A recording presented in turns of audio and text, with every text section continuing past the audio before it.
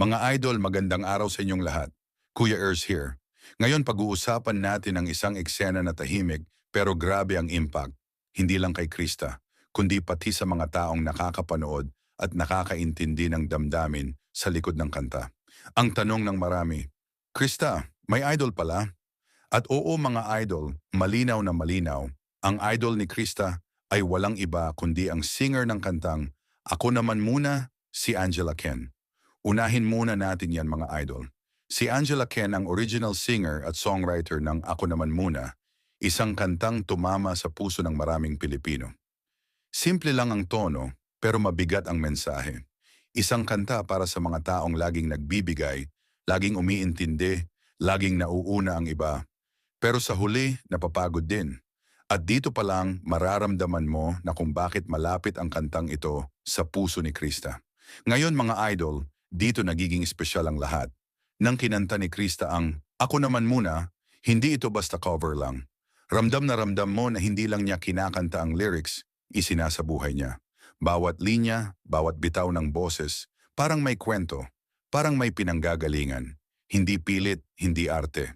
Tahimik lang, pero diretso sa puso. At ang mas nakakatuwa dito mga idol, hangang-hanga mismo ang singer, si Angela Ken mismo, kitang-kita ang appreciation. Hindi lahat ng araw, ang original artist ay mapapansin ang isang kumanta ng sarili niyang kanta at masasabi mong naiintindihan niya. Pero dito, iba. May respeto, may pagkilala. Parang sinasabi na, tama ang ginawa mo, ramdam mo ang kanta. At dito napapasok ang isa pang emosyonal na bahagi ng kwento. Si Mikoy. Mga idol, dito raw talaga nahulog ang damdamin ni Mikoy. Hindi dahil sa itsura, hindi dahil sa eksena, kundi dahil sa kanta at sa paraan ng pagkanta ni Krista. Sa mismong sandaling iyon, may tama, may kurot, may koneksyon. Dahil kapag nakita mo ang isang tao na kayang ilabas ang emosyon ng isang kanta na para bang siya mismo ang nagsulat nito, iba ang dating. Dito mo masasabi na minsan, hindi kailangan ng maingay na eksena para mahulog ang damdamin. Minsan, sapat na ang isang kanta, isang boses, isang damdamin na totoo. At ito ang nangyari sa Ako Naman Muna. Hindi lang siya kanta, naging tulay. Tulay ng damdamin ni Krista, tulay ng paghanga ng singer, at tulay ng pag-usbong ng nararamdaman ni Mikoy. At mga idol, dito pa lang sa unang segment, ramdam mo na agad, hindi ito basta simpleng kwento. May lalim, may emosyon, at may mga susunod pang revelasyon kung bakit napakalaki ng papel ng kantang ito sa mga susunod na pangyayari. Mga idol, ituloy natin. Ngayon mas lilinawin natin kung bakit sobrang bagay kay Krista ang kantang Ako Naman Muna. Kasi kung pakikinggan mo mabuti ang lyrics, hindi ito kanta ng pagmamataas o paglayo, kundi kanta ng isang taong napagod kakabigay pero tahimik lang. At dito tumama si Krista. Si Krista, mga idol, kilala natin bilang simple, mahinhin, at laging inuuna ang iba. Hindi siya pala reklamo. Hindi siya pala emo sa harap ng camera. Pero kapag kumanta na siya ng Ako Naman Muna, parang doon niya nailabas ang mga salitang hindi niya masabi. Para bang sinasabi ng kanta, pwede ba? Ako naman muna. At doon nagiging totoo ang lahat.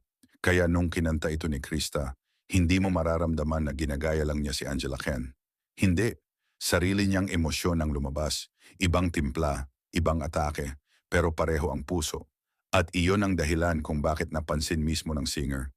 Hindi biro iyon mga idol, isang original artist na humanga dahil nakita niya na naiintindihan ng kumanta ang kaluluwa ng kanta. At dito na mas lalong lumalim ang epekto kay Mikoy.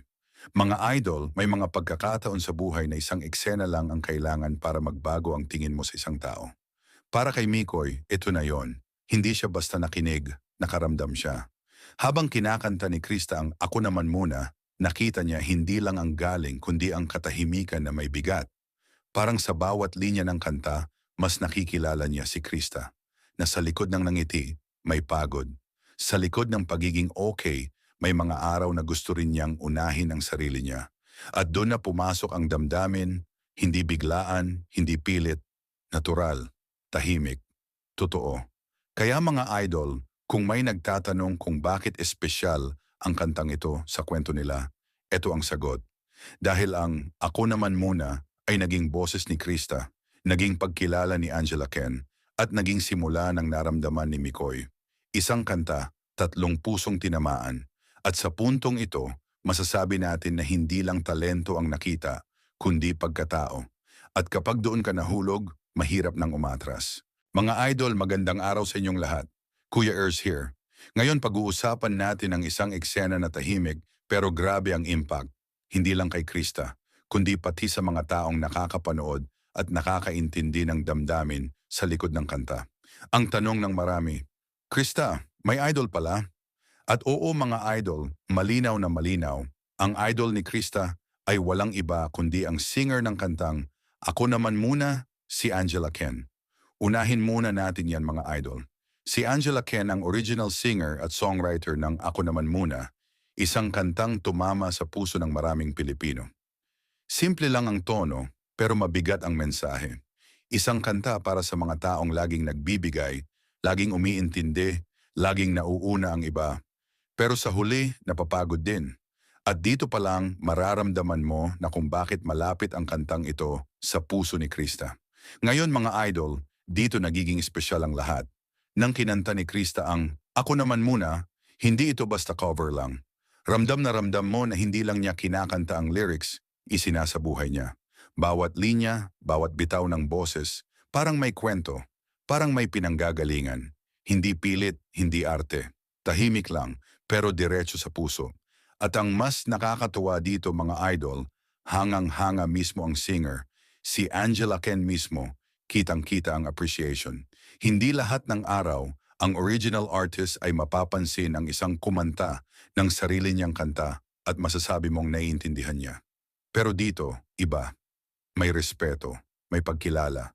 Parang sinasabi na, tama ang ginawa mo, ramdam mo ang kanta. At dito napapasok ang isa pang emosyonal na bahagi ng kwento. Si Mikoy.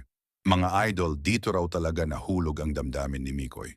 Hindi dahil sa itsura, hindi dahil sa eksena, kundi dahil sa kanta at sa paraan ng pagkanta ni Krista. Sa mismong sandaling iyon, may tama, may kurot, may koneksyon. Dahil kapag nakita mo ang isang tao na kayang ilabas ang emosyon ng isang kanta na para bang siya mismo ang nagsulat nito, iba ang dating.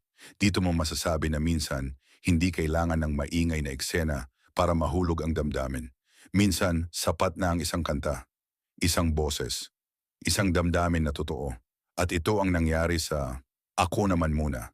Hindi lang siya kanta, naging tulay. Tulay ng damdamin ni Krista. Tulay ng paghanga ng singer at tulay ng pag-usbong ng nararamdaman ni Mikoy. At mga idol dito pa lang sa unang segment, ramdam mo na agad, hindi ito basta simpleng kwento.